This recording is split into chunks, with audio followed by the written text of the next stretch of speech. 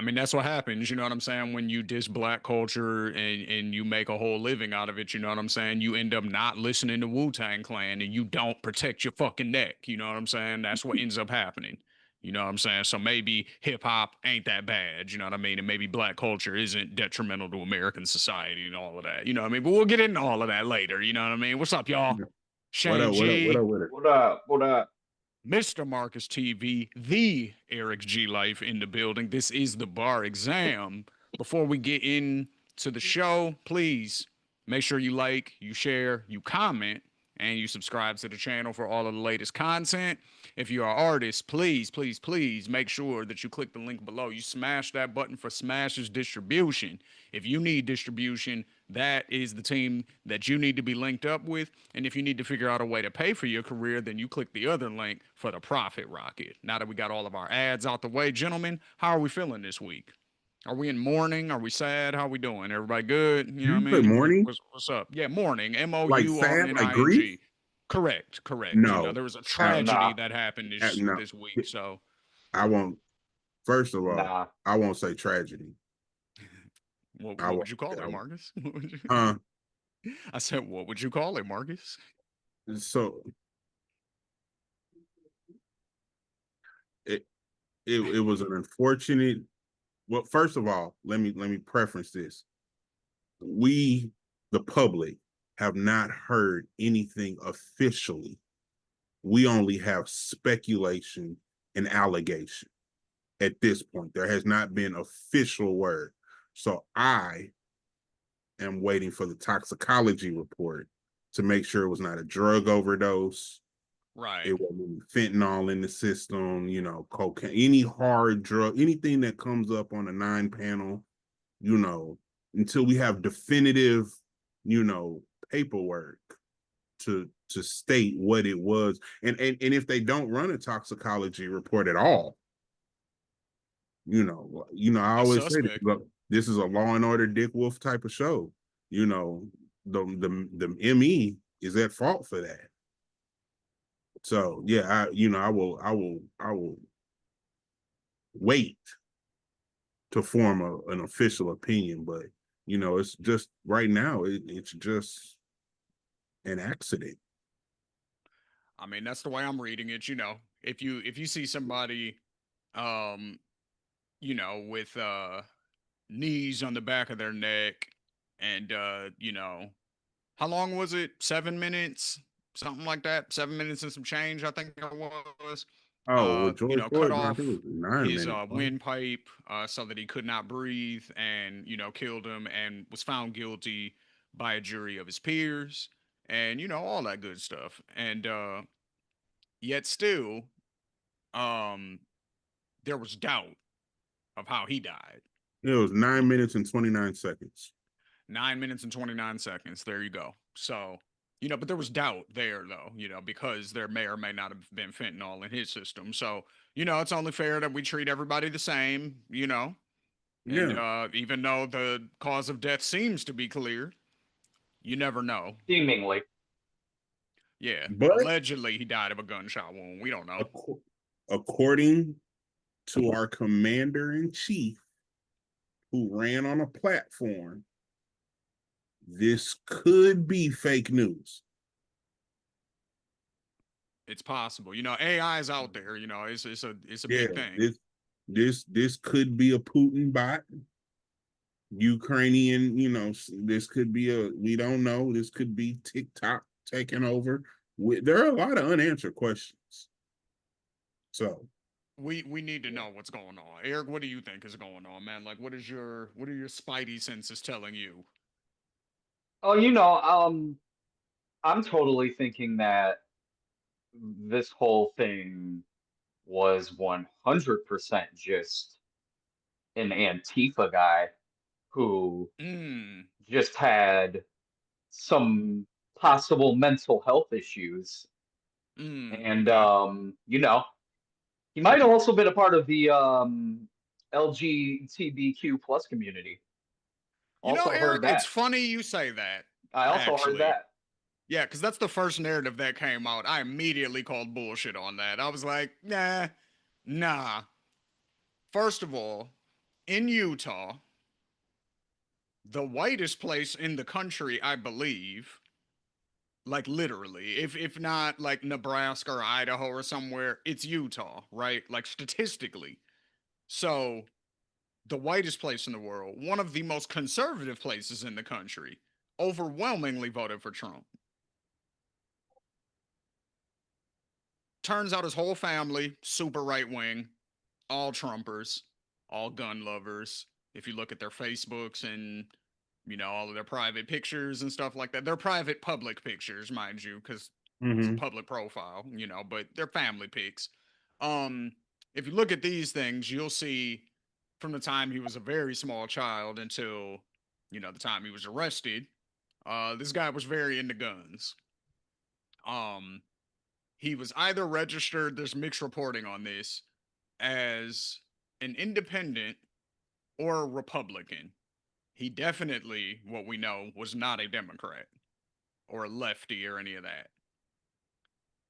The inscriptions that were on the bullets that they tried to say, oh, this proves he's a gay guy or a trans person or whatever, those were all things that were directly from a video game that these culty internet dudes who convince young men like this guy to become extremists, basically, a lot of them play. I forgot the name of the game, but if anybody watching this, you'll be able to know what I'm talking about by that description. It's a video game, and a lot of like these weirdo dudes online, like they come up with like their Discord groups, and they're all like talking to each other, and it gets weirder and weirder. And I'm not talking about Discord just in it. So I'm in a Discord group, like, and they're lovely people. Shout out to sickos. But it ain't, you know what I mean? Like some weird video game, fantasy, anime, furry type weird shit. You know what I'm saying? And that's what this is. It's like, it's culty, and it's like they convince young people to basically take on extremist behavior. You know what I mean? So a lot of the quotes, I guess, were from this particular game that a lot of them play. So, if you read this year gay, LMAO was on one of the bullets. Like, so for one, this is a young dude who just obviously spent way too much time on the internet. Two, clearly a right winger by all accounts. Like, there's nothing left wing about this dude at all. Third, his entire family super right wing. So I love the fact that the narrative, as far as it was some gay, trans, black, Islamist, socialist, communist that probably did that. All that's debunked. Nope. This was right on right, and this was white on white. You know what I'm saying? Where are the fathers? Oh, this guy's father was around, and he showed him how to use guns at a really young age. Turns out, maybe my boy Blaine's joke was correct. He was like, I grew up in a single parent household. I grew up with my mom, and crowd goes, oh, and then he was like, oh, no, no, no, no, no. It's probably a good thing. A white guy raising his family, that's how you end up Republican. And then, that was the punchline of the joke. So, but there Yeah. seems to be some merit to that. That's all I'm saying. Big You know joke to what? his father. I'm pretty sure he allegedly is the guy who told on him too. His dad, Yeah, I know his family did. I wasn't sure who it was specifically, but I think they said his father specifically. that's But kind of yeah, hilarious. So, I mean, first of all, it do be your own people. The fact that you turn Literally. it be your own people. That be true. The second part is the I'm convinced that just black people make struggle look entertaining. Like we make the ghetto fun. We make being on the hood, the trap music, twerk, like we just make it look lit. You know what I'm saying? We make it look like it doesn't bother us and this, that, and the third. And they'd be like, oh no, they're so ghetto, they're so this, they have their issues and their problems and their upper echelon looking down. But here's the thing. We've known that this country was against us and certain policies and procedures was written for us, right? Yep. When the 100%.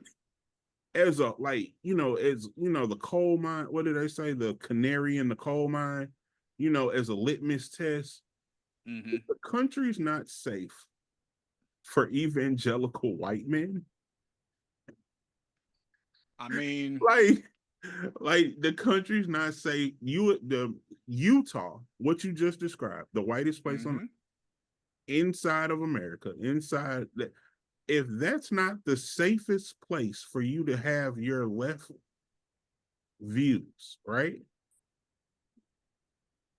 I mean, your right wing views, your far right views, not yet far. Because see, here's the thing that I also want to make this clear, because I really thought about this, and I want to go down the research pool. It's on my like to do list. When we talk about Muslims in 9/11, right? I'm sorry, yeah, no, not 9/11. I apologize. Muslims, the Quran, and terrorists, right? yes.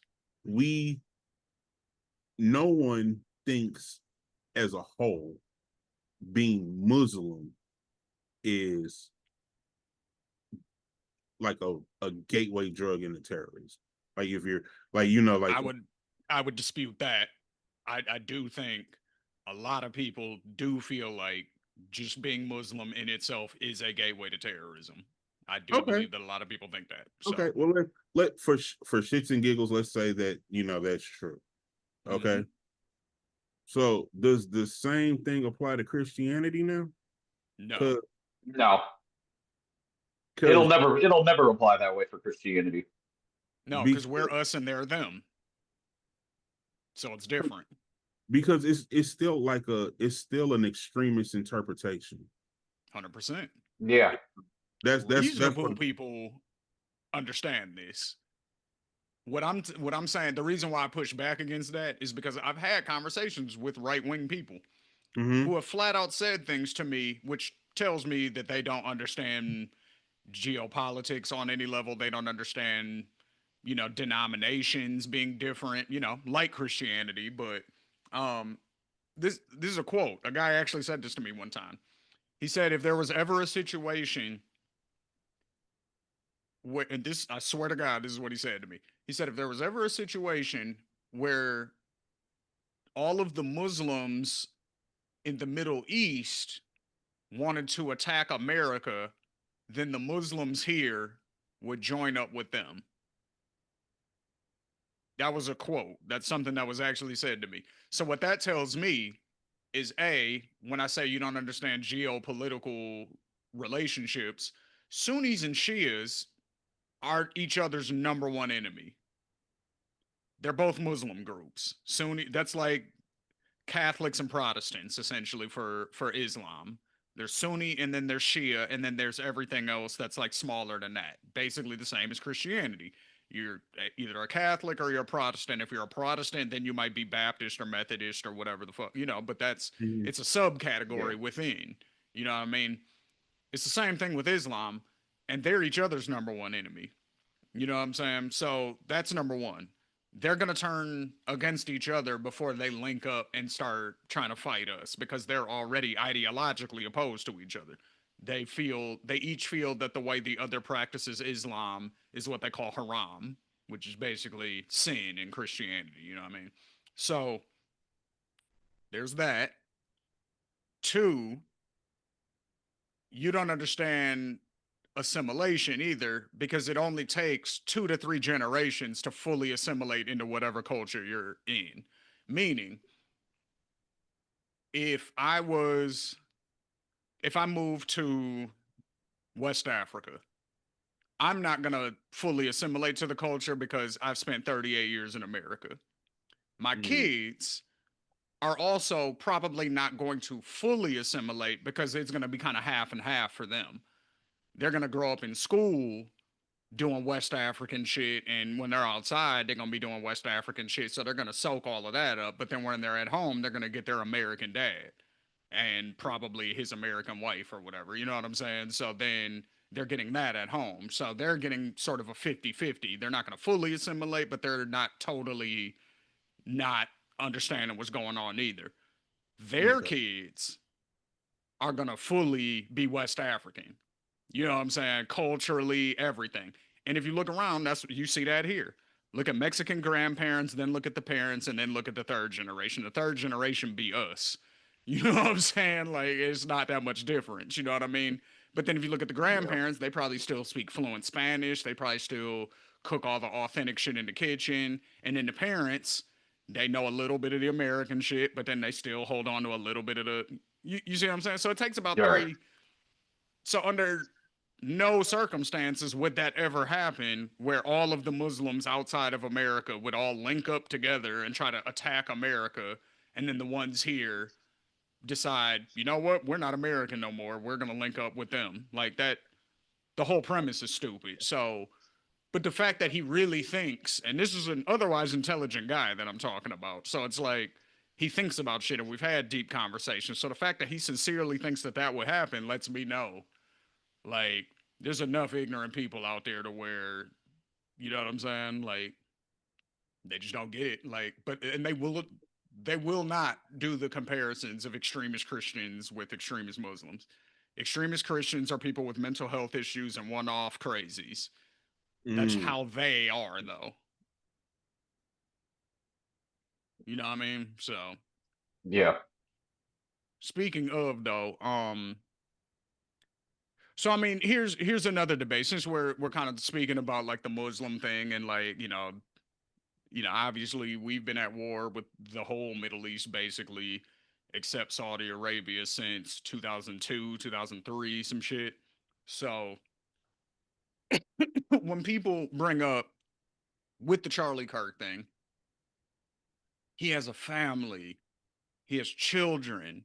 Why would you be so harsh and blah blah blah and more like even if you don't like him because his politics are different, which is that's a misnomer. First of all, that's not why I don't like him because his politics are different. That has little to do with it. That's a little bit, but not very much. You know what I mean? You can be a right wing person and still be moral, in my opinion. I just disagree with you on some shit. That wasn't my thing with him. So that's number one. But two, his family. Oh, his family's sad and they're mourning and blah blah. Okay, that is all true. Guess what though? I know that's not the line that people draw when talking about people's deaths. You know why? This may sound extreme, but I'm making a point. Hitler had a family. Saddam Hussein had a family. Osama bin Laden had a family. You know who else has a family? Dick Cheney. I guess what? People are going to be happy when he dies. George Bush has a family. I think a lot of people are going to be happy when he dies. Um, I think you guys are seeing my point. The fact that I'm not comparing Charlie Kirk to Hitler or none of these people, obviously. That's not what I'm doing. What I am doing is saying that that is not a good argument as to why I can't talk bad about somebody after they pass away. What you do matters. What you do when you're alive matters. Death doesn't erase that. So, and I think the extreme points, it's just like, okay, well, where's your line at? Sure, Charlie Kirk didn't kill millions of Jews. Okay, so sure, Hitler's out. You know what I'm saying? Like Saddam, he did a bunch of evil shit. Obama or Osama allegedly did 9/11. Okay, like sure, Charlie Kirk didn't do those things, but you have a line somewhere that I'm sure is before killing millions of Jews. You get what I'm saying? Like somebody could probably do something before that where you would still shit on them when they die, like, and it doesn't have to be that. Like there's a line somewhere probably closer to Charlie Kirk. You get what I'm trying to say? Like, so I just always felt like that's a stupid argument. I don't give a fuck that he has a family. Like, do I feel bad that his very young children are gonna grow up without a dad? Yes. That's sad. Do I feel bad that his wife is going to grow or is going to continue on without a husband? Yes, that is sad for them as individuals and whoever loved him as an individual. That is sad for them. But when I go over some of these quotes in a minute after I let y'all jump in, I think people should really understand why I don't care. Like, you know what I'm saying? Like, I I didn't do got fuck a with you question. yesterday. Death doesn't change that. Is one of your quotes about the public execution? Maybe. I have a whole list right here. There's a Yeah, lot. yeah. I mean, I just know that that was one of them. That he he said we should bring back public executions, then doubled down and said it should be televised, and then said it should also be sponsored. Well, you know what? Jesus is in the blessing business. I will say this. You gotta, when people campaign for shit, you can't be surprised when they get elected. When you get what you ask for, you know what I'm Like, saying? so, like, bro, yeah. Let's get into some of these quotes, man. Yeah, what's your first quote? So the first one, gay people should be stoned to death. Do you want the exact quote? Here it is. He was quoting a Bible verse justifying the stoning of gay people. God's perfect law when it comes to sexual matters. LGBTQ is a social contagion, he said. Now, I don't care how religious you are. I do feel like if you're religious and you follow Jesus's teachings, right? I have been asking for years and nobody has been able to do it. And I'm asking publicly, anybody on the internet, whoever's watching this show, give me the quote in the Bible where Jesus says anything at all about gay people. Give me one line from the Bible where Jesus says anything at all about gay people. Leave it in the comments. There will be no comments that say it because there are none. Jesus does not speak on gay people at all in the Bible. So if you're a Christian, you follow the New Testament, right? Because Jesus came to abolish the old law and bring in the new law. That's the whole reason for it. So if he didn't say anything about it at all, not a mention, not a nothing, like literally no words were spoken about gayness on any level from Jesus. Where's all this coming from? Because you don't follow all the other shit that same passage comes from. That same passage says you can't eat shellfish. All you niggas is eating shrimp. It same one says you're Lobster. not allowed to ever cut your hair or shave your beard. Everybody at the barbershop every week. I don't want to hear that shit. Everybody, the same passage says you're not allowed to wear two different fabrics of mixed fabric. We all wear jeans, which are made of denim, and then cotton t-shirts, and then leather shoes. So that's in the Bible. That's all equally as bad as being gay. All right. So that's where it says it though, but that's in the Old Testament. So where does it come from? You see what I'm saying? So that's just the first quote. But go ahead. Like, because that's a whole nother rabbit hole to get down. Let's just say, for argument's sake, you're absolutely correct, right? So that means there is no reference of gay people in the Bible, right? Are we gonna not from Jesus? Not from Jesus. Are we gonna assume, or are we going to make a educated guess that they weren't around at that time? Which I don't. We know they were because they spoke about them in the first Testament. Yeah. So, or the Old Testament rather. So like, it's so much to unpack. That's when they be like, "Oh my God, this too much." Like all I'm saying is you're I've picking and choosing. If you Yeah. believe in a religion and you believe that this is the word of God and that this is the grand master of the whole universe and he made everything and he is perfect and all of this and everything else in the Bible is true, then why are you allowed to eat shrimp if this nigga can't be gay? It's all a contradiction. Yes. That's you're And gonna the see a lot people, of and the that. thing that people, especially with the Bible, that they forget is that all of that is looked at as bad on the same level. Just kind of like how you said, like if he can't eat shrimp, then he can't be gay either. So that's how they should look at it, but of yeah, that's course how they they should don't. look at it. Yeah. Anyway. Yeah. Like if they really feel like this is the word of God, like think about how heavy that is. This is the creator of everything that we could possibly ever know and think of and fathom, and everything that we'll ever discover ever, anything we ever have discovered, anything that's ever existed ever, was all created by this one super powerful being. And you can ignore some of what he says? You're allowed to do that? That seems a little, Seems a you little know what I off. mean? Especially if you're gonna go to hell forever as a result of breaking these rules. You know what I'm saying? Like, there's no chance of ever getting out, and you're gonna be tortured by Satan for the rest of forever. Like, if you're legitimately scared of that, it seems like you'd want to follow the rules. That's all I'm saying. Like, you know what I mean? Um, he also said, oh, this is a fun one. This one right here. Most people are scared when they see a black pilot flying a plane.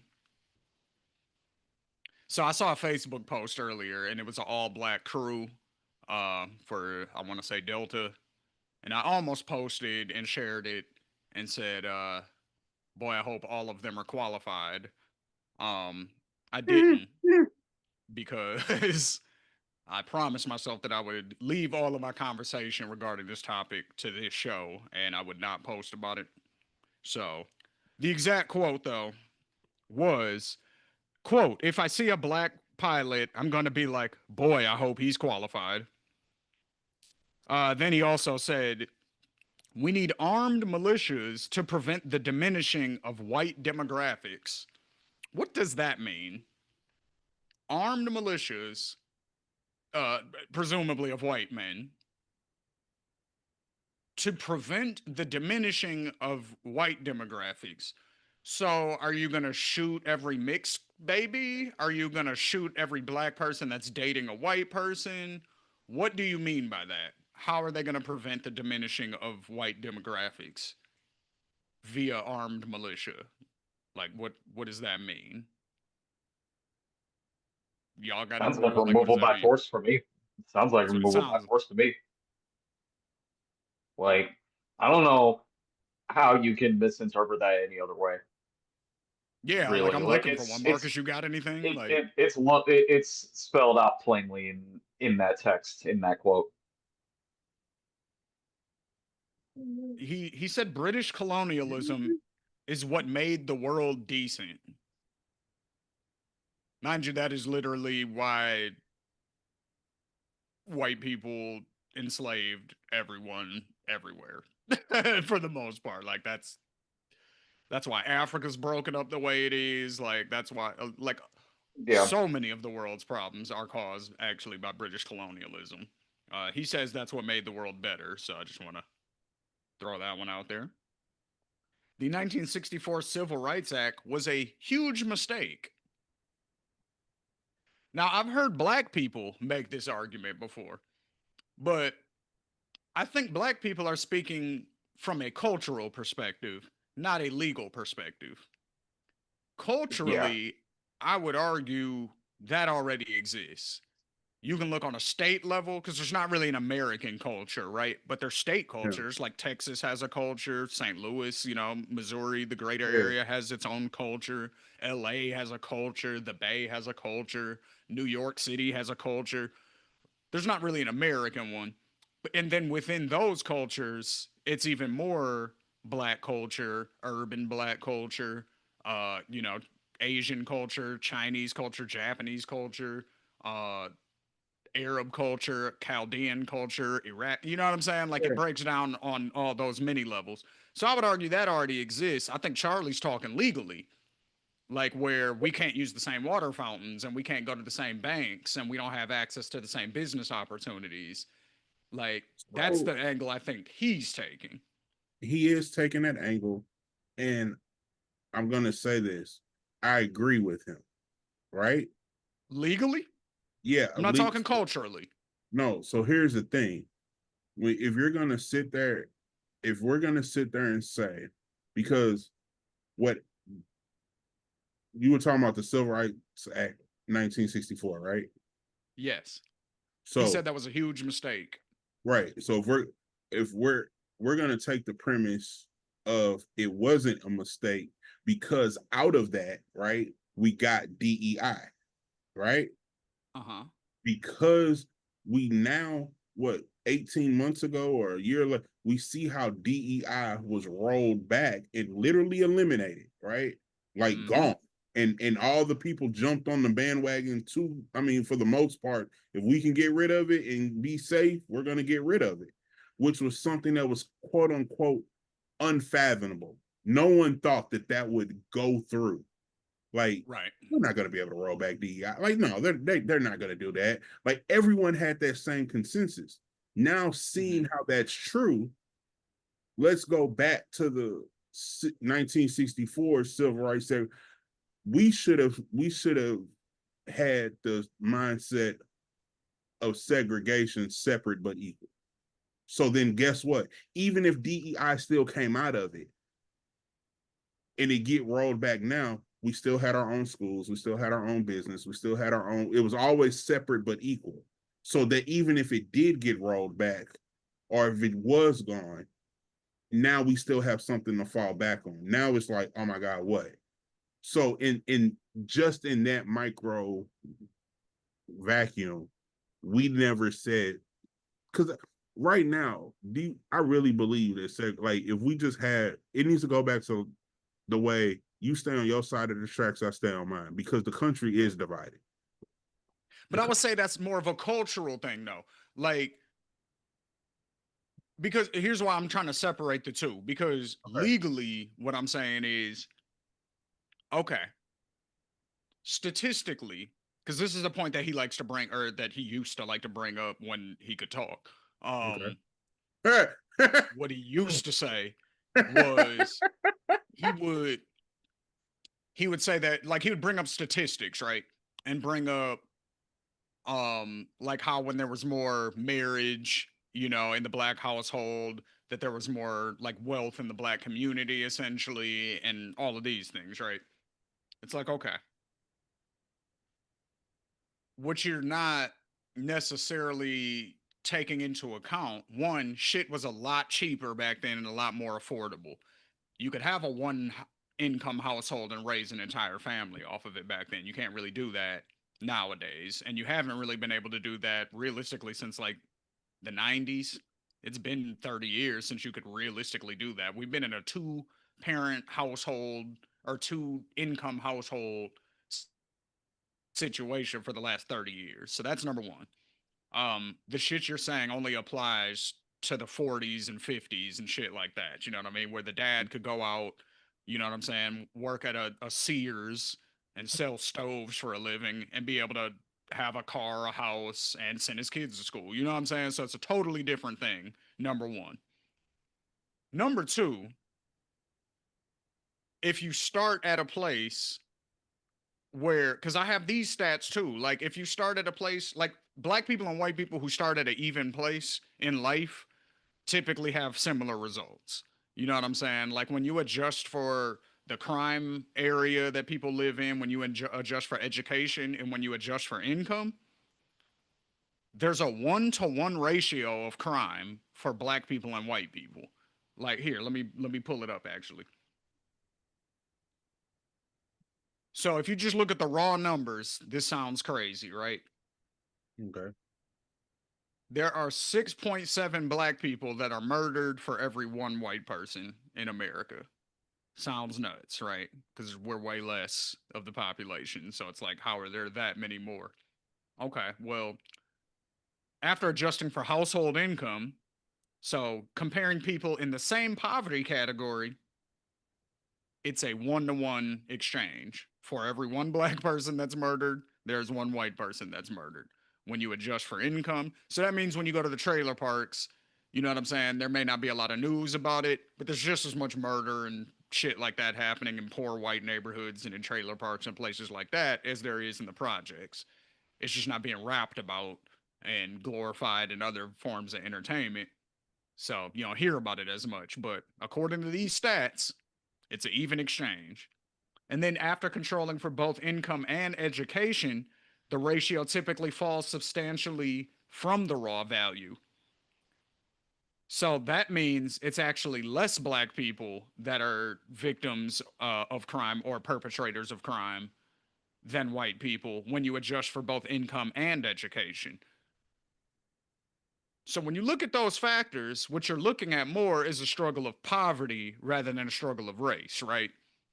Because affluent black people are not committing crimes, just like affluent white people aren't committing crimes. There's just way more affluent white people than there are affluent black people. So that's where the raw numbers get manipulated. So these are the games that he likes to play with numbers, and that people of his ilk like to play with numbers when they say stuff like, "Oh, statistically things were way better back then," and blah blah blah. It's like true, but guess what? We couldn't go to banks and get loans either. So a lot of these black businesses that are successful today would not exist without that first startup business loan. You know what I'm saying? You could theoretically say, yeah, well, we would have created our own banks and blah blah blah. Right, but if we're still only redlined and regulated to certain neighborhoods, then there's only going to be so many banks, and there's only going to be so much capital to pass around. You get what I'm saying? So it's still, the problem still exists. So I don't think that's how it will play out. Um, so from a legal perspective, I feel like the Civil Rights Act, or this the Civil Rights Act, was the which was probably one of the best things that happened to us in the country, because it did allow for us to. Now, culturally, I understand why people do make the argument. Like, I'm not really with that, just because I grew up in a very multicultural situation. You know what I'm saying? Like, my family's very multicultural, and I wouldn't change that for nothing. So, I definitely don't really like the idea of separation, but I get it. Mm. I do get it. Culturally, though. Like, I'm allowed to come over there, I just choose not to. I would rather it be that than I'm not allowed over there. That's kind of that's basically how I feel about it too. Just because of how we grew up, how diverse it was in our area, it would be hard to look back on that and leave that part of life behind. But at the same time, from a cultural standpoint, I definitely understand where, especially a lot of like our black leaders are coming from when they say that they could see a world of separating in the country, especially when it pertains to the Civil Rights Act. Like I could see where a lot of them are coming from with that. Even our grandma said that before. She's made the argument that you're making, Marcus. You know what Yeah, I'm saying? Where she says, Sure. like, but like, yeah, she broke it all down to me. She lived through it, so she could speak to it way more than other people. Here's the thing, though. She grew up in Detroit. She didn't grow up in the South. So it's a different thing. You know what I'm saying? She grew up in Detroit. My grandfather, who did grow up in the South and moved his whole family to Michigan, um he was the breadwinner. You know what I'm saying? He was the one that was out there with businesses and doing different stuff. You know what I'm saying? Now she worked too. You know what I mean? But he was the one making sure that everything was held down. You know what I'm saying? So she was more so the at home, you know, handling traditional mom duties. You know what I'm saying, and stuff like that, while he was out getting the bread. So you know, they lived through it, but I do still think her experience was very different than a lot of other people who, like, I don't know if she would have that same opinion if she grew up in the South, because obviously there's a reason my grandfather left. You know what I'm saying? And segregation was still going on down there. He was from Alabama, right. so it's like, you know what I'm saying? Like, segregation was still going on in the 30s and shit. You know what I mean? But and he was he was trying to leave it. So it's like, I look at that too, and it's like, well, there's a reason why you was trying to escape the segregation. You know what I mean? So Do these are y'all two of net? my go ahead, Mama. No, I said, do you like? Do you think that there's hope? Do I think there's hope? Yeah. And So and when that I, was and when I that was say something that hope, went through my mind. do you know what I mean by hope? Like, because I don't want to say get back to the way it was, because the way it was still fucked up too. Let's not Yeah. forget, you know, Hmm. the way it was. We still, when it was what it was, we still had a Trayvon Martin, we still had a Tamir Rice, we still had, you know, we still had instances. We had a Mike Brown. We've had it. Just because I want to get back to the way it was, it wasn't like it was like so much So like much better. better, but Mike Brown is what Right. got me into politics. That was literally the incident that made me start following politics. Um, do I think it'll? So this is so it's interesting, right? Because we're in a weird place where Very weird. we voted for. Like, I just want y'all to really think about the trajectory of the last 25 years of the country. 2001 happens, 9/11 happens, right? We're attacked allegedly by Osama bin Laden and his people with Al Qaeda in them, right? Okay. We start a war in Iraq that didn't have anything to do with that necessarily, you know what I'm saying? But we just needed a reason to go attack Saddam Hussein, so we just tied him to 9/11, even though that was all debunked really quick. But then we changed it, weapons of mass destruction, yada yada yada. We gotta get the terrorists before they come over here, all that stuff. Cool. We do that. We kill Osama bin Laden. We're at war with terrorism. Again, being in Michigan, me and Eric, we definitely saw how they was treating Middle Eastern people around that time. They was treating them fucked up. You know what I'm saying? Like from a completely selfish perspective in high school, it was great timing because they stopped fucking with all of us. You know what I'm saying? Like going to a diverse school, obviously some of these police officers are gonna fuck with black people more than they fuck with the little white kids and shit. You know what I'm saying? Well, a lot of that shit stopped. You know what I'm saying? Because then they had a new target. You know what I'm saying? It was like we need to watch these little brown motherfuckers now. So it was Yeah, that it was type true. shit. Um, so I saw that happen, right? So the discrimination against Middle Eastern people, against Indian people, against Sikhs, against, you know what I'm saying? Like all these different people that weren't even necessarily Muslim, um, was going on. Like it was real heavy. So do all of that, and then we elect a black guy named Barack Obama, whose dad was from Kenya. You know what I'm saying? And then we elect him twice, and then we immediately elect Donald Trump. And the interesting thing about that is, on top of that, I forgot the number, but it was like 8 million people or something like that, if I'm not mistaken, who voted for Obama twice and then voted for Trump the first time. So when I look at all of that, I go, okay, there's a few conclusions that I draw.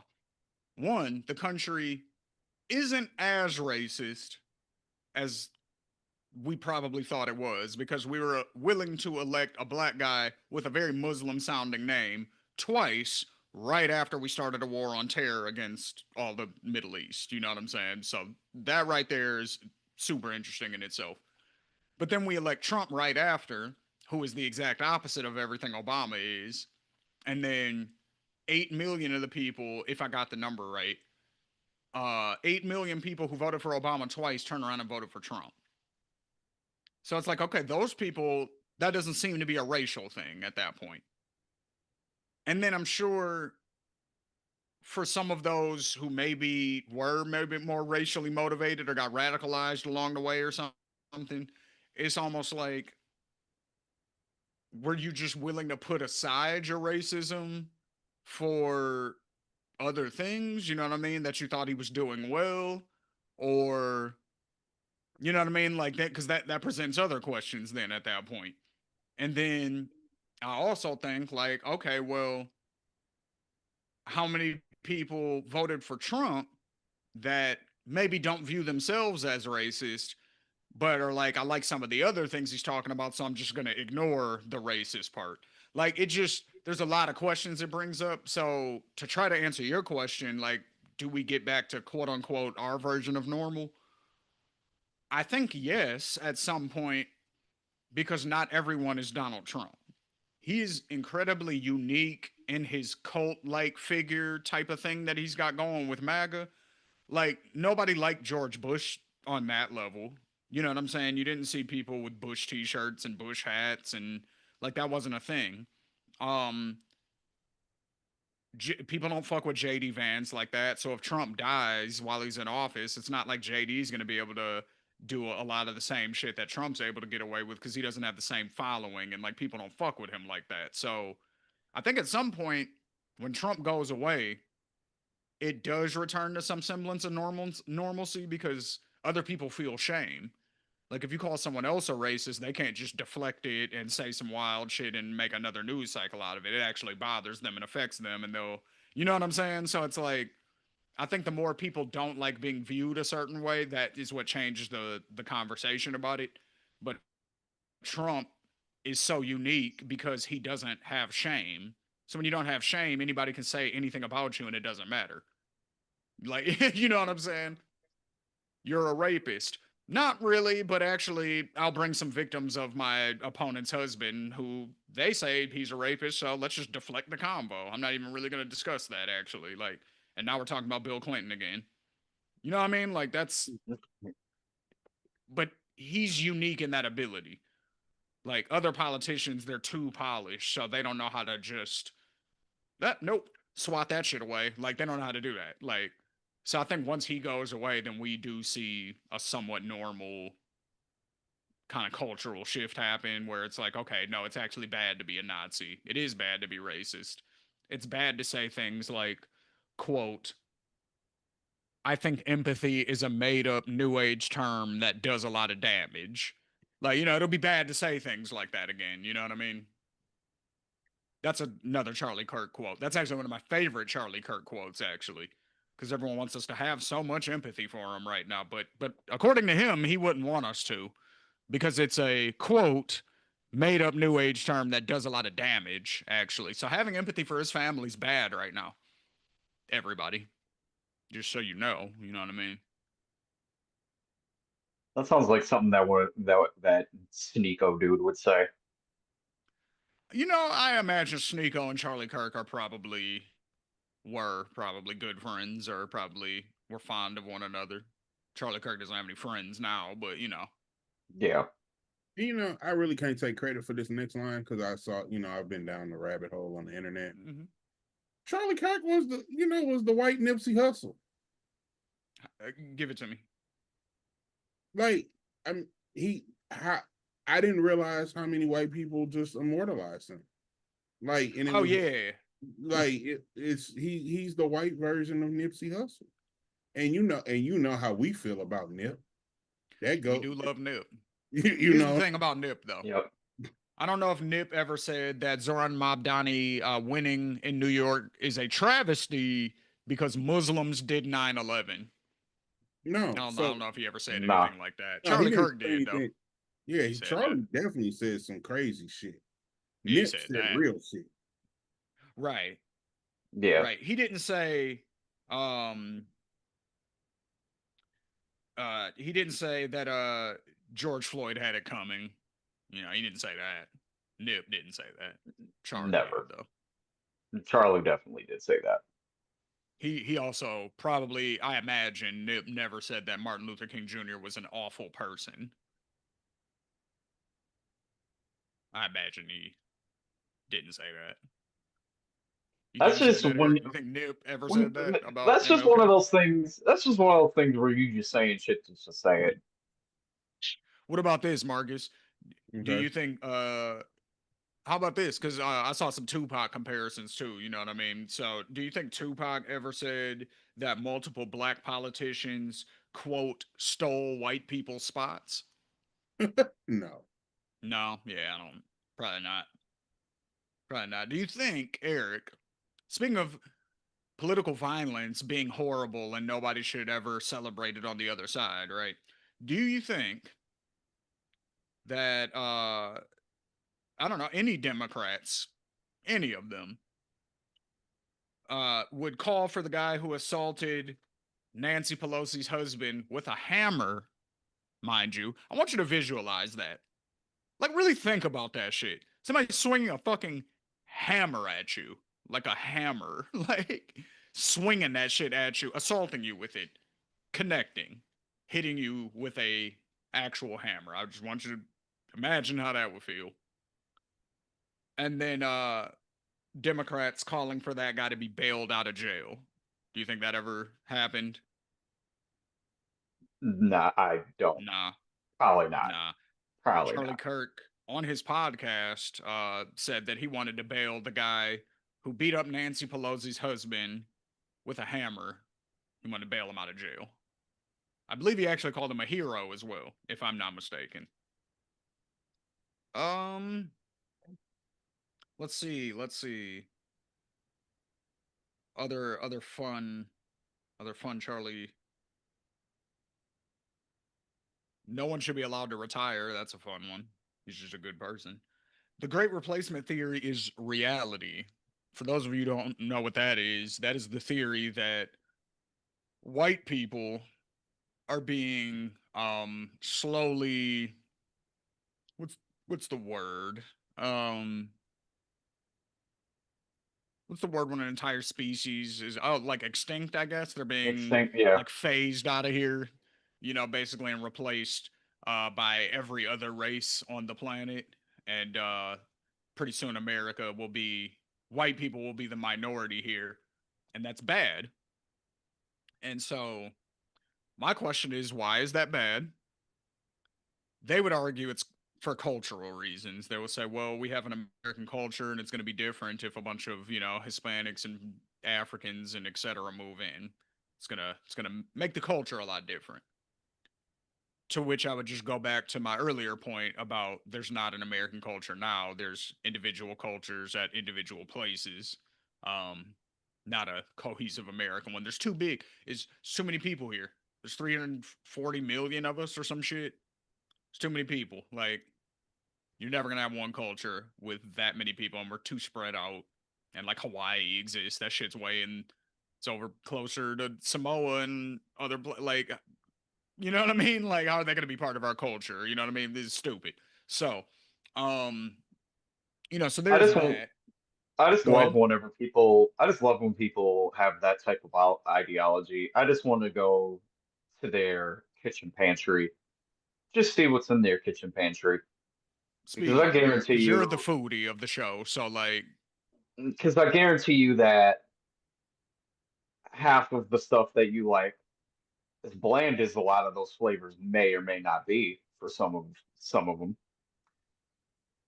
guarantee that a lot of those meals that they're eating are still from other countries. yeah, Mhm. 100%. Over 75% of them. What American dish are you eating at your house that is a purely American dish? It's very, very rare when it's just American. You're getting I that. You're almost said getting one, and that. then I You're was getting like, that nope, that's recipe from German. another country. Yeah, you're getting that from another country. Like Yeah, 9 times out of 10. yeah. So I mean, that's yeah, like, um. So this was an interesting question that came up, right? Because in the same vein of him, of we're not supposed to celebrate or be happy, because somebody who has said all of that stuff, um, is no longer with us. I know we're not supposed to celebrate it or whatever. And like, to be real, this is more what I have sympathy for. I have genuine sympathy for the people who are standing there and watch that happen. Because that shit is some shocking Hmm. shit. Especially if you've never seen anybody get shot in real life before. That shit is crazy, right? Especially with the amount of leaking that happened. Like, because I saw the close up video and that shit literally looked like somebody turned on a Kool Aid faucet out of his neck. It was disgusting. Like, so if you have a weak stomach and you were there and you were there to actually have the conversation and try to debunk them in front of people, you know what I mean? Because that was a thing. That was the thing that the guy who was debating them was actually trying to do. He was trying to publicly debunk them, which is the route I think we should go with these people. You know what I mean? Publicly debunk them, publicly talk about why they're wrong, try to change people's minds. Because on some real shit, I do feel like everyone, with the exception of rapists and pedophiles, have the capacity for change. You know what I'm saying? Like rape and pedophilia are just two things I feel like unforgivable. It's a wrap. You know what I'm saying? Outside of that, or like a mass shooter or some shit like that. You know what I mean? Like I don't, that type of shit. But like outside of that, I feel like everyone on earth has the capacity for change. They just need enough time to realize why they need to change. And not everyone gets enough time to do it. You know what I'm saying? So that's why we got to be conscious about how we act now because you might not get a chance to change tomorrow. You know what I mean? So that's the overall lesson. I do feel bad for the people that witnessed it, who weren't there for that. You know what I mean? I think his daughter was right there, I heard. So, that's crazy. You know what I'm saying? Like again, they're like 2 and 3 years old. So I really genuinely do feel bad for them. Like, cause they're not even old enough to have an opinion about anything yet. You know what I mean? Like, so can't blame them for nothing. The wife, it is what it is. Sorry, you know what I mean? Sucks you lost your Yeah. husband. Yeah. Like that's about as Right. far as I go with you. But, and this is why I say all of that, right? I'm gonna bring this up and then Marcus, I'm gonna let you go. The base dad on Twitter says, if a Democrat was assassinated, could you imagine what would be going on right now? And Michael and Wicket replies and says, yes, I can. Because it happened literally 3 months ago. And guess what? Democrats called for gun reform and right wingers made jokes about it. Trump said calling anybody to give his condolences would be a waste of time and then skip the funeral. So we don't have to imagine it. It literally just happened. And not a single person on the left called for a war or called for the Republican Party to be labeled a domestic terrorist organization. You cared so little that you don't even remember it. There we go. Facts. There you go. Go ahead, Marcus. Hey, you mentioned the wife, and let's just go down the rabbit hole of conspiracy theory with this one. Because even amongst her magna peers, she is basically using this as a political launching board and platform to just almost become him reincarnated, if you will. You know, you she was sharing the funeral and making, everything like it's more of a spectacle than grieving at this point. And even people who support her are noticing. That's what like they're like, look, we're with you. We supported Charlie. He said what he said. We agree. Okay, now grieve, be with your family, and then they like, huh? She did what? She's posting pictures, taking selfies, like she is making a spectacle out of this in a way that people are taking notice. And I don't want to say that like it was all done for show. I don't know. Like, I'm not gonna go down conspiracy theory and say he was sacrificed and they knew, but we know what a spectacle is. We know when people come on, you know, the quote unquote black version of this athlete child goes high in the draft. Dad from estrangement comes out of nowhere. That's my boy. Right. And we say, oh, he's only here for the 15 minutes of fame. Mm-hmm. Well, her Magna people are saying the same thing about her, that she is only here for this 15 minutes of fame.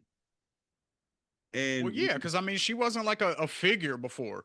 You know what I'm saying? She was just Charlie Kirk's wife, and he was the guy. You know what I'm saying? Like, for all we know, like, we don't, I mean, we can assume obviously what her politics are because of the type of guy he is, but I mean, you know what I mean? Like, we didn't know shit about her before. Like, so, I mean, on one hand, disregarding what the mission is, it is honorable that she's carrying on his mission. You know what I'm saying? I would want my wife to do that for me if I'm on some sort of, crusade that I really believe in and all this kind of stuff. I would want her to pick up the mantle if something happened to me, just on some Coretta Scott King did for MLK type shit. You know what I'm saying? Like, Okay. Fair. That's so fair. so just looking at it from that perspective alone, ignoring the content of what it is they're fighting for, I respect it. Now, once you add in all that other shit, then it's like fuck you too. Like, you know what I'm saying? And you Right. make me not care. Like, you know what I mean? This is interesting to me too though. So, because Eric, what you were talking about at the beginning, where everybody thought it was, a trans person or a gay person or a black person, somebody on the left, right, who did this, and then it was discovered, no, this is very much a right wing person who did this. Mhm. Um, this was conveniently removed from the National Institute of Justice's website. There's an error message saying it's being updated, and you can verify this on their website and on the archived website. And it says, quote, militant nationalistic white supremacist violent extremism has increased in the United States. In fact, the number of far right attacks continues to outpace all other types of terrorism and domestic violent extremism. Since 1990, far right extremists have committed far more ideologically motivated homicides than far left or radical Islamist extremists, including 227 events that took more than 520 lives. In the same period, far left extremists committed 42 ideologically motivated attacks that took 78 lives. So I want to be very clear on what that means. That is not to say that as a whole, right wingers commit more crime than left wingers, or left wingers commit way less crime than right wingers, or none of that shit. That has nothing to do with the conversation. What this is specifically speaking to is ideologically driven attacks, which is essentially the definition of terrorism. So Muslims killing people in the name of Islam. You know what I'm saying? Abortion clinics being bombed because God doesn't want you to commit abortions, those kind of things, right?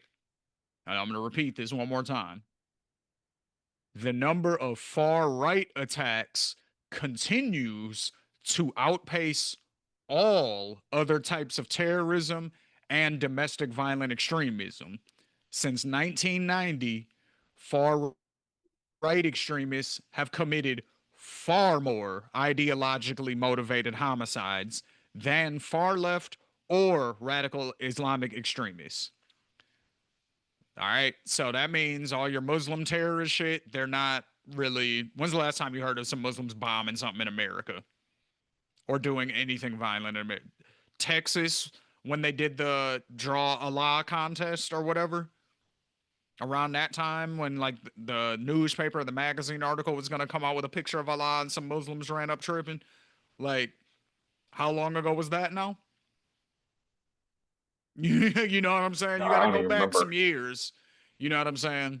Far left, I can't even think of the last one. Last far left terrorist attack in America. Like that, I don't know. I can't Yeah, think of the I last don't know. time a bunch of gay people ran and shot up a spot. Like I don't, or, you know what I'm saying? Like, are they If considering like anything, it's maybe the some gay Black clubs getting Panther shot shit? up. Like, what are they talking about? Like, what even consists of a far left extremist group? Like, I don't even know what that means. Yeah, I don't We know. never will. That there you We go. never will. Yeah. But from whatever they do consider that, 42 attacks took 78 lives since 1990. Just that's less than two a year. You know what I'm saying? Like that's not a lot. Like compared to 227 that took 520 lives.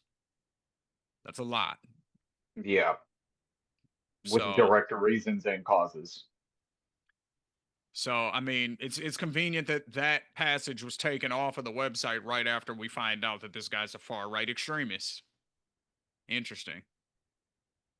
Yeah, because Also they want to keep interesting. that fight up. Oh, go ahead, Eric. Go ahead. They want to keep that fight up. Yeah, because They they can't. want you to think it's a lefty. Yep.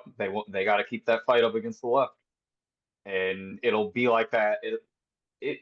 I don't think that fight is ever going away. That's one fight that I think they're gonna try No, to keep up. They're gonna but it always doesn't try to have to keep be as up. inflamed. Nah, There was a definitely not. time when Democrats and Republicans could be like, "Oh, you're a Democrat, I'm a Republican. Oh, all right. We just want to talk politics and then be friends outside of that." Right. Like that shit doesn't exist anymore. It's like if I find out somebody's a Republican, unfortunately, I'm making a lot of judgments about this today. Like not in 2017, not in 2020 necessarily, but in 2025 with everything going on, if you tell me like yes, I like what Trump is doing with the country, I have a lot of shit to I'm drawing a lot of conclusions about you, you know what I'm saying? So it's like it is what it is now, you know what I mean? Like but yeah, man. It was a crazy week though. Like, you know what I'm saying? My boy like my boy Blaine said, I'll end it with this unless anybody else has any final thoughts that they want to say. Anybody got anything? Last thing I'll say Nah, on it I, then is like my boy Blaine said, R.I.P. Bozo. Not Bozo. Eric, what you got for us music wise, man? you know what? Um, with the release of with Cardi B's album coming out next week, I think music is kind of quiet at the moment because everyone is pretty much gearing up to wait to see what's going to happen with that. So I think we will have a lot to talk about next week. But there was one thing that I caught this week that I wanted to briefly discuss, and that was this new Young Thug record called "I Miss My Dogs." Um, this record dropped on the 11th. Um, it was strictly a Twitter account release at first, and then he did end up dropping it on streaming platforms. And in the record, throughout pretty much every verse, and if you haven't seen the verses on Genius or anything, they are also on his Twitter account and his Instagram page. He goes through the verses apologizing to multiple people. If you didn't know, a lot of Young Thug jail phone calls have leaked within the past several days, week or so, and it's been getting them jammed up with a lot of people, namely with Drake, 21 Savage, Future, Metro Boomin, Gucci Mane, just to name a few of the rappers. Um, he got into some shit with his girlfriend Mariah the Scientist that he was speaking on a jail call about her for, which led to them allegedly breaking up because he was admitting that he cheated on her, so on and so forth. And so throughout this record, he basically details apologizing to all of these people.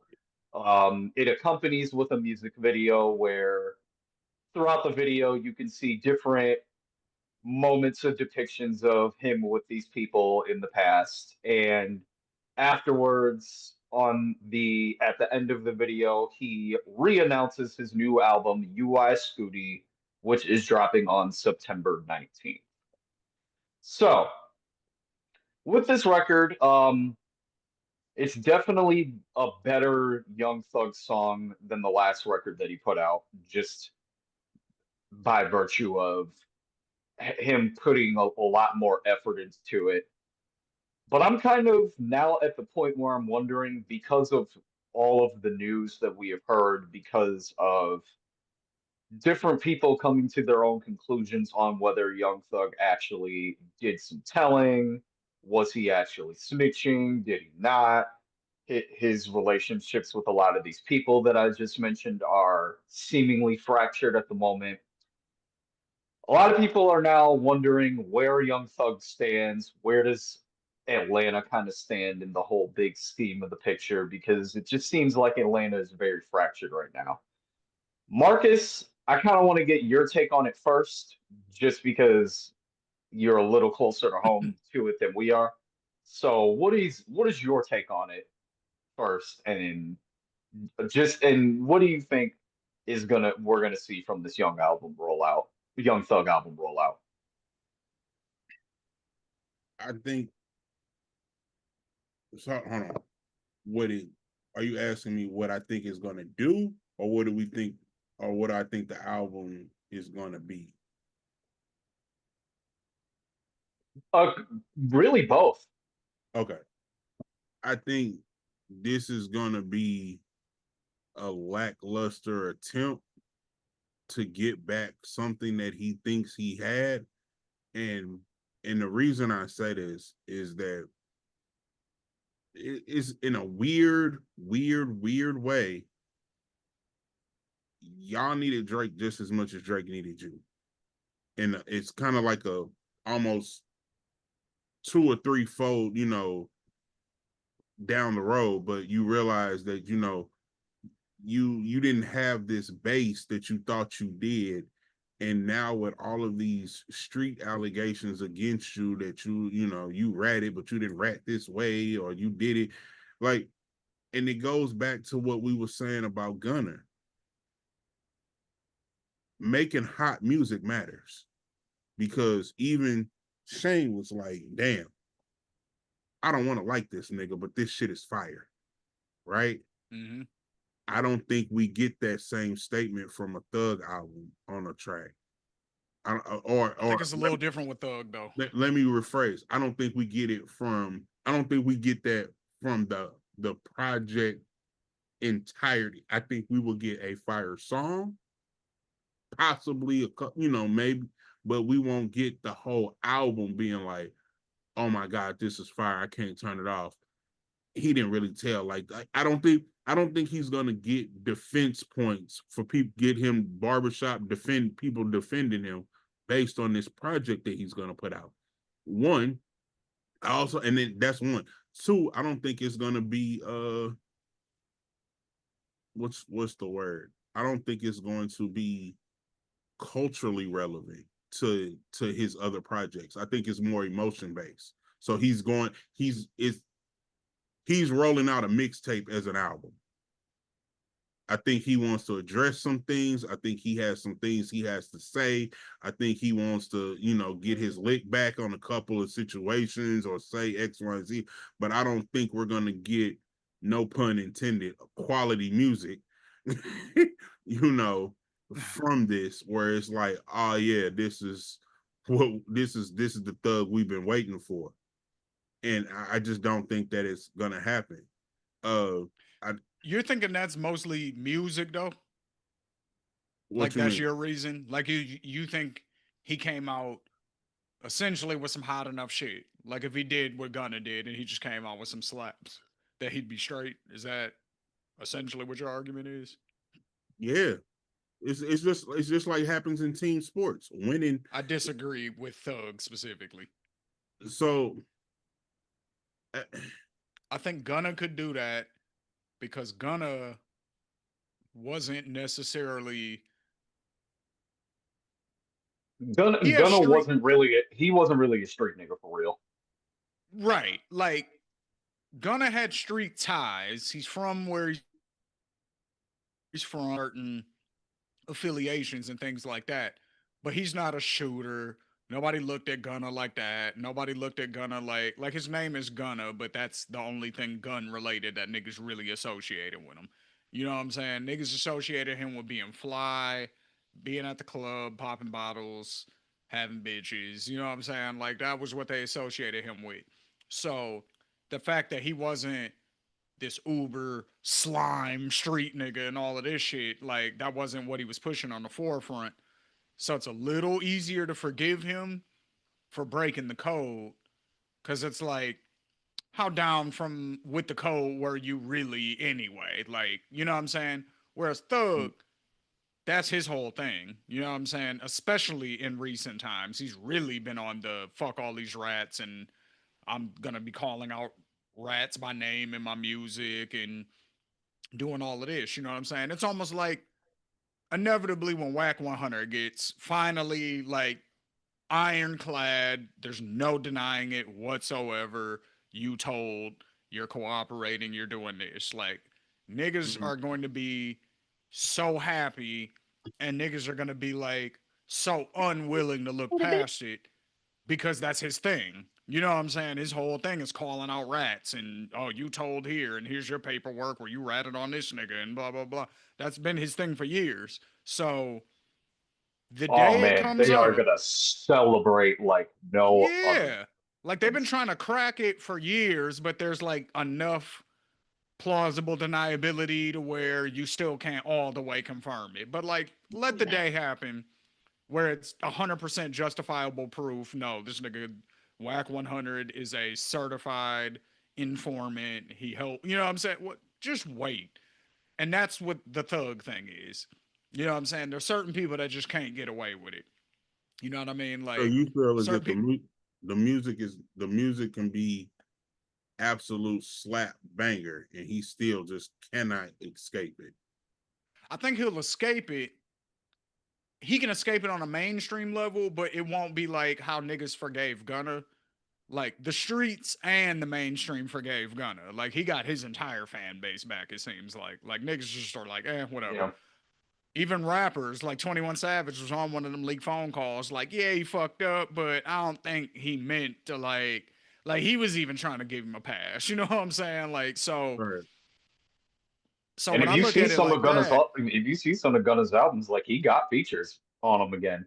Like it ain't like that first album when it came out when it was just all him. he Like, nah, back. he You got know what I'm features saying? now. Offset's on the album. Like, he got niggas on there.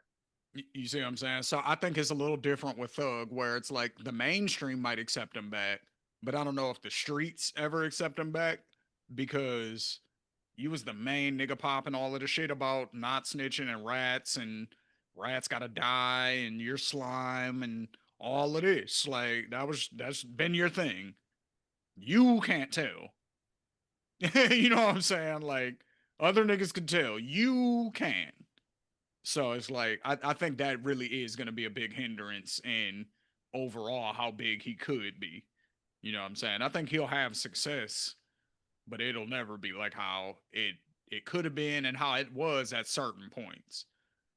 Hmm. I think it'll still be successful, but I think the other curious thing that I'm really waiting on is who out of that record that he spoke on or in any of them jail calls or anything like that, like who is he still gonna work with? And then like especially after him basically telling Atlanta not to fuck with Gunna no more off of his situation, is like Lil Baby still gonna stick around for Thug now? Like is Future Little gonna baby, jump little baby jump on a retired. record now? Yeah, well, I saw that the other day. I don't believe that. I don't believe You that. don't? No. He ain't had. I believe it. What is he doing instead? Is he gonna be a Yeah, what's he gonna streamer or do some instead? shit? So what has he done? Nothing. So like it's one of those, oh, I might as well say I'm retired in this because then can't nobody look for me for nothing. So no, I don't think it was. Okay, let me That nigga is rephrase the supposed to be question. dropping an album. That nigga's supposed to be dropping an album, so he's not retiring. I'm like, well, let me rephrase the question. How do you think he will earn money going forward if he's gonna actually retire from rap? And don't say by the streets because the feds are already on his ass. Yeah, He's I don't not know. going back to the streets. Get the fuck out of here. Like Why you dismissing like that? It was like a that's real so parent, stupid. like Like I hate when super famous rappers say that shit. Hey man, if this shit don't fail, it's back to the block. No, it's not, What nigga. you Shut mean, up. nigga? No, it's not. Like, no, it's not. Nobody really, really that famous ever goes back to the block. That never happens. hey, like Never. hey, this is gonna sound so crazy. Just who who would be the craziest and I'm gonna use the word hand-to-hand transaction. You know, Mhm. the whole hey, you know, I got you, and then you know the look that with we've all done it, we've all seen it, you know. Who would be the craziest version of that? That like you yourself were in a Like city. I'm in the You and, spot, What I'm do you mean? serving weed, and and a no, random knock on the door, and I'm no, like, not nigga, serve. Or you just wanted you looking to get sir, and you like, oh yeah, you know what? My man's who used to rap live up the way, and I'm gonna go like what artist would you he's be the like, my nigga, Oh, what? and like that. Oh, and that he's like the one with the shit now. Okay. Yeah, like what? Like, Like cause who's like the most off the who's the most off the wall person? yeah, like if you was like, you can't be just doing this at the coffee table. Like if I Lil saw John. cheesy, like you Lil was John. look That would be mine, I think. That's a good one. Like if I was just visiting Atlanta, you know what I'm right. saying? I'm just visiting. I'm with Sco. You know what I'm saying?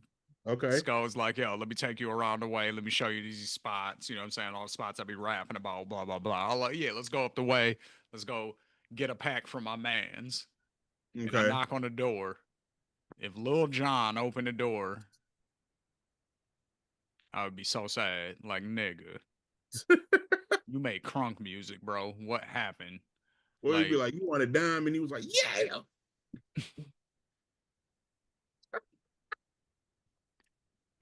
I'd be heartbroken, but I'd buy it. You hey, you this I'd is get gonna it. sound crazy. Like It's not I gonna help the nigga out, like, but golly, I'd be like, not come on, on Lil no John. You know incriminate. how many fights I got in clubs to your music, my nigga? Put your hands where your fist at. Like, I had nigga. two in my. I have two people in mind. Okay. Andre 3000, one of them, Uh because like he just seems like he can figure it out no matter what, and He'd have the good weed he though. he too on that he would have really good weed, but I would still be like, damn, nigga, you've been on the move for forever, and you able to get money out of a situation in no way, and now you got to do this, damn.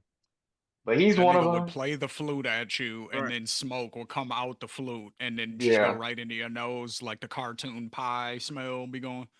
Hmm. You That's wanna know why You what know yeah, what? Andre would do that, He bro. might be a bad one because he might be so peaceful that he might not even give a fuck. So actually, you know what? I'll You take see what him I'm off my saying? list. I'm taking He him gonna be off my list, and I'm sitting going with cross-legged, just playing his flute, yeah. nigga. Like, and smoke's gonna rise out of it like a snake and just travel into your nostrils, and it's hey gonna what put you. what I'm gonna go with Bun B then, no, what if the go Mm, back? because I would hate to take him away from his chef profession right, What if man. with the what if burgers. the You feel flute me? with Andre 3000 controlled the transaction? So like you sitting there and you like, hey, oh, what? Oh, shit. Yeah, man. He got magic powers now, man. Y'all know he had a baby with Erica Right. Badu, bro. Like he's got the magic now. It's fine. Like, You said Yeah. Bun B.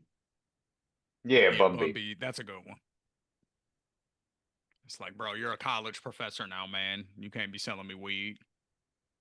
And you got your own burger chain. Yeah, man. Trill burgers. I want one of them bitches.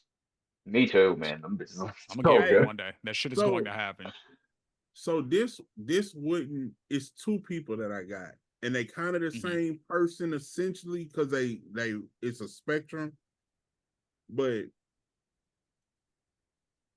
the first would be Killer Mike. Okay, that's a good one. Like Yeah, that is a good one. like Killer, I'd be Cause that's like, believable too. yeah, you know. Right. And the second version, like when I thought about Killer Mike, was is more I know you fucking lying, would be Dr. Umar. I would enjoy that though.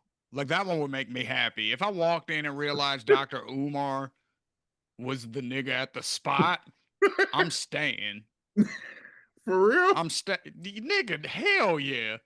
I'm staying. Is he You know gonna what? talk you down? Exactly. I'm gonna have the most fun conversation in my entire life ever. I'm gonna be high with Dr. Umar. Oh my god.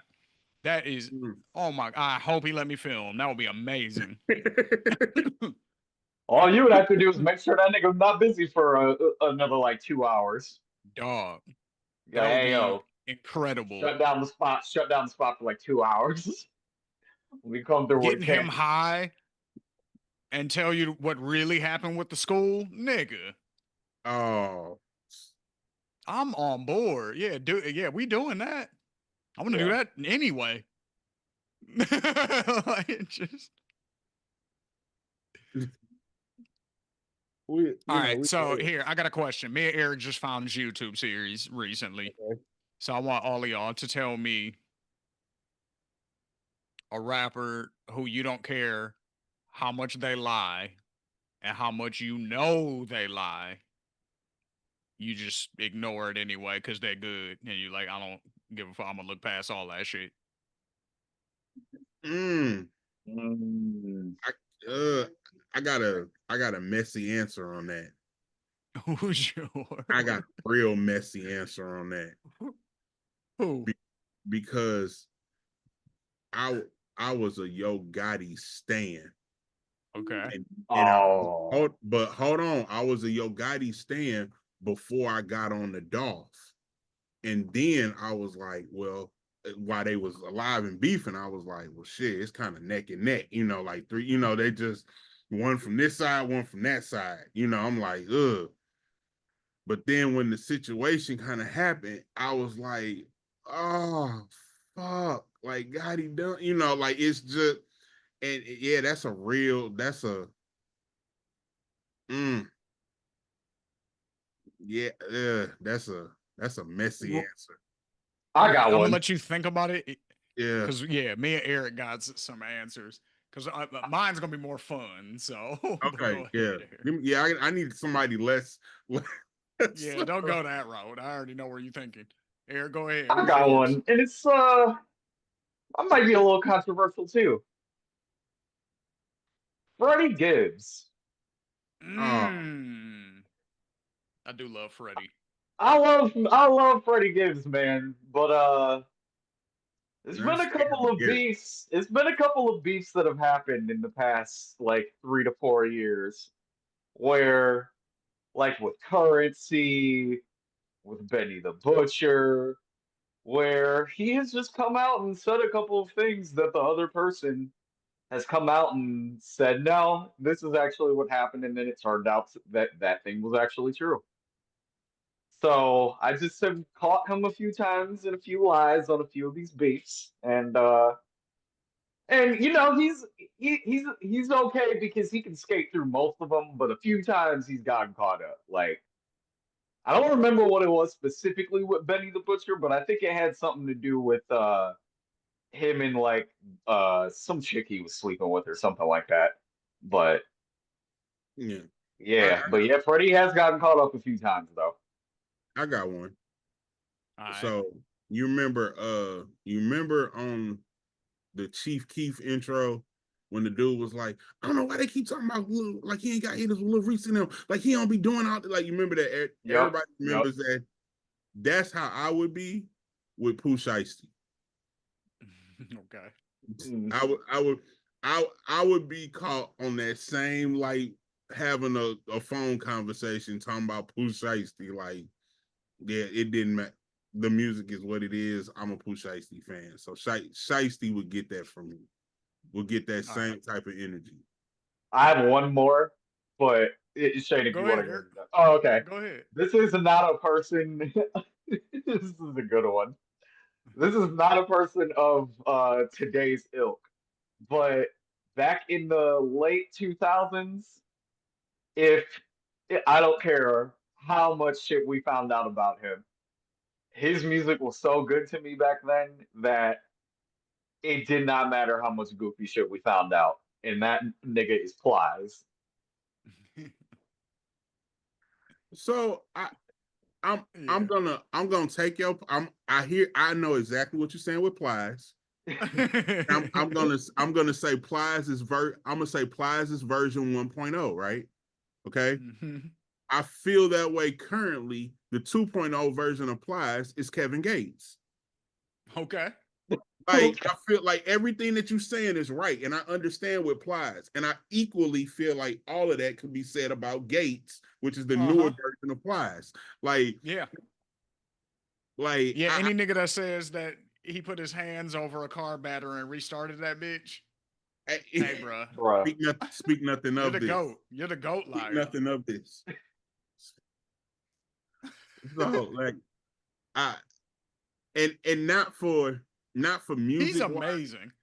but for Yeah. entertainment purposes, I'm gonna put this person on the list just for entertainment because he always keeps me entertained no matter what he says, and not necessarily for his music. Is Kodak Black. Okay. Like Okay. like that nigga is hilarious to me. Just like I want you when we get off, I want you to Google search the whole prop money live. Okay. Like when he Well, I said, know what you're talking about. you know what? I'm gonna Like check that it out. shit is immortal, bro. That this is I'm not gonna check It's it one real. of out. the greatest Kodak flips ever. That there, that's top 10 quotables right there. So for me, it's two West Coast legends. Okay. The first of which is Snoop Dogg. Um, I love Snoop, and he be lying. You know what I'm saying? Like he be lying. Like he, he What's said he was Snoop be at lying the about? he be so he said he was at the Tupac Nas conversation that happened between them before Tupac got killed, where like I guess they were both deep. It was in New York. You know, it was a bunch of Tupac's guys, a bunch of Nas's guys. They met up. Them two, according to everyone else's account, went around the corner, had a one-on-one conversation, came back, everything was peaceful. You know, nobody was like turned up on the other one. It was on some misunderstanding shit. Tupac let Nas know, hey, I got some disses at you on my new album, but I'm gonna go back and clean them up. You know what I'm saying? Before I put the album out. And he got killed before he had a chance to. You know, that was on the Machiavelli album. You know what I'm saying? The little nigga named Nas think he lied like me, talking about he left the hospital, took fire like me. You know what I'm saying? Like all of that stuff that was gonna get taken off, but he didn't have a chance to. And that's according to Nas's conversation. That's what he said happened. That's what a few other members of the Outlaw said happened. You know, so this is by all witness accounts what happened. Snoop says that he was there, and they was like, I mean, maybe he was in the entourage and was like around, but he wasn't close enough to hear that conversation. So, but according to Snoop, it's like the dog pound, him, and the outlaws. And then they're surrounded by all of Nas's homies. And it's Nas and Tupac in the middle. And Tupac is like big boy and Nas. And Nas is being like calm about it because he knows they got the ups with all of their homies around. And even Nas came out and he was like, yeah, I've heard Snoop tell the story. And it wasn't exactly correct, you know what I'm saying? And then Napoleon from the Outlaws was like, yeah, it didn't go like that. Like, so that's just one little thing.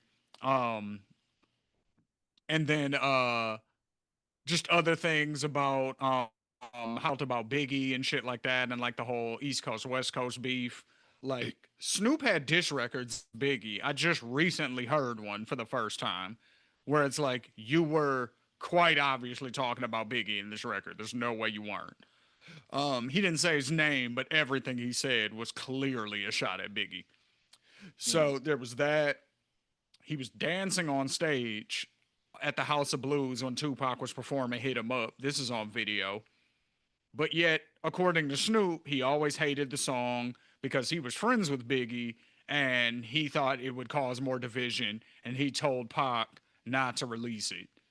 You know what I'm saying? So, But yet, again, he had East Coast beef before Tupac was even on death row.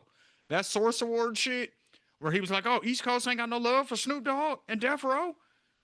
That was Yep. before Tupac was on death row. So you can't blame East Coast West Coast shit on Tupac saying, "Oh, Tupac came and fucked everything up. I was cool with Puffy and Biggie first." No, you weren't, nigga. You know what I'm saying? So that's documented. Like, so he's got a few different little shits like that out there. You know what I'm saying? The Trump shit. Anybody who Oh performs yeah. for Trump is a jigaboo and is a yes massa ass nigga and all of this type shit. And then the next election, he right there. You right up there. You know what I'm saying? So like this nigga be flip flopping on the reg. The Gail King shit. You know what I'm saying? He was standing on it, standing on it. You can't talk bad about Kobe. Why would you bring that up? Blah blah blah. Oh, I'm sorry, Auntie Gail. I should have never said it. Of course, nigga. Like, you know what I'm saying? Like, so this is Snoop, but I love him still. All that to the side, don't matter. He drop an album, I'ma listen to it. Um, and then Game, of course. Number one liar. The number one liar in rap. I've caught him in so many. I've caught him in lies in his own music, which is hilarious. Like I caught Game saying that he never the people that shot him um on his first album, and then on the documentary 2, he has a line that says, "I know who shot me because I shot them." Wait a minute. Okay, so on your first album, which comes out 3 or 4 years after your shooting incident, you don't know who did it and you never found them. But somehow you want me to believe that 15 years later, you not only know who did it, but you got revenge. Like, since you've been a famous rapper, you got revenge, nigga. Like, and all of a sudden there's a new twist on the story. Now it's a setup from your homies who somehow were involved. I'm Like, over that wasn't part of the original story. I thought your homies came and got you from the hospital and helped you leave. But then also nobody visited you the whole time you was in the hospital. Okay, well, which wait, what? Like, you know what I'm saying? Like, Game B, You want to know what changed it for me with Game? what's Is that? like because I used like Game was like so lyrical, like this was dope and everything. Then there was like he's a name dropper. There's no 16 where he's not dropping a name, and then now that's all I can hear. Yes, but and here, let me shoot him some bail now. I feel like he got unfairly targeted with that because if you listen to any rapper and you listen to a 16, they're gonna name drop somebody. For Okay, sure. Every rapper, unless they're telling a very specific story, like on some Nas shit or on some Wu Tang shit, like how they would tell story about random niggas in their neighborhood and whatever. It's like, okay, well, we don't know them niggas, so. But even then, they're still name dropping if they're talking about Pablo and Poppy and whoever they buying coke from and Jimmy up the street who they whooped his ass the other day. Like, they're still name dropping niggas. We just don't know them. You know what I'm saying? okay, Whereas with Game, he's name dropping famous people because we got to think of why his name is the Game. He was an amalgamation of the hip hop game. That was the reason he called himself that. You know what I'm saying? So he was a fan who became a rapper. He was like the first of his kind, really, to put that out there. You know what I'm saying? Everybody else was sort of, I'm just a rapper. I got my own style. I don't listen to nobody but me. You know what I'm saying? And I'm the illest nigga ever. And he was like, no, I'm a fan of Nas, Jay, Biggie, Tupac, Easy E, and I'm gonna emulate them in my rap. So one, that was just a different kind of presentation, and then two, yeah, everybody does it. I feel like he just got unfairly targeted with it. You know what I'm saying? Through a lot of his rap ready to beefs run and shit like that, like a lot of rap battles that he had, niggas would name or would point that out, and so that's kind of a thing that stuck. You know what I'm saying? Yeah. It was just like how back in the day when 50 was beefing with everybody, like how he had the stigma of if he's beefing with you, he's going to be beefing with uh, uh the rest of his crew too. Like it's not just him, like like everybody's taking you down at the same time. Like it's the same thing, just a different stigma. Yeah, exactly. Mm. Anyway, though, anybody else got anything they want to talk about for this week? Allie's sick, y'all. That's why she's not here. She'll be back next week. You know what I'm saying? Want to shout her out, show her love as always. But yeah, y'all got anything? Nah, I'm good. Mr. Marcus, the tech guru. Nah, man, I'm good, That's bro. what the TV stands for in his name, y'all. Tech visionary. You know what I'm saying? Yeah, You know how I'm to I'm hook I'm shit a up. rock with that tech visionary. That's right. Oh Eric, you yeah, got anything, big dog? Nah, man, I'm chilling. And yeah, your homies dropping projects or anything that we need to know about? Um, my boy Skeeter LaFleur is dropping pretty soon. Now we'll have some news on that pretty soon. Okay. Bucky Malone, he's always dropping something. I'll be back with news on that. He always has music out, but yeah, that's about it for right now. For sure, for sure. Well, yeah, that's it, y'all. That's it for the week. You know what I'm saying? Um, we'll catch y'all next week with some more. You know, whatever's going on in the world of politics, in the world of entertainment, in the world of hip hop. You know what I mean? We're gonna bring it right here to you, live, full effect from the bar exam. This is Ethos Media Network. We will catch y'all next week. Peace.